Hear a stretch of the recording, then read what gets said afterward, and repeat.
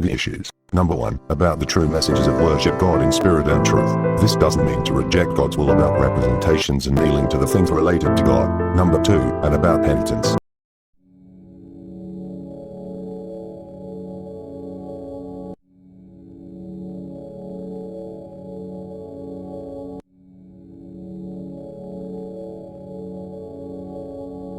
Penitent or penance were both taught by God and Jesus in Old Testament and New Testament. Such an hilariousness and insults to themselves who are refuting penitence or penance, as because they cannot remorse or punish themselves seriously, as they just prefer to do it in a simple way. Worse to that, as they even so defensive by refuting what they cannot do, which are indeed God's and Jesus' will. There are so many who let themselves be nailed in the cross, as to absolutely fills in their spirits through their heartful repentance, how Jesus sacrificed himself to save the earth. Such a moron pseudo. They think what's in their mind are right. What that to worship God in spirit and truth means, is to worship the God in spirit and in Jesus as they are one, which sex doesn't really know, for God is spirit and word, as Jesus is the word. When Jesus said the Father and me are one, he is even referring it since the beginning, as about let's create man in our image. The set of the other spirit in the mind, or the word, because what's in the mind either be spoken or not is word, as this word is the one that was made to be Christ. So Elias as wrong as he says even before creation Jesus is already the Son of God. So the Spirit and the Word are the composition of God or the God.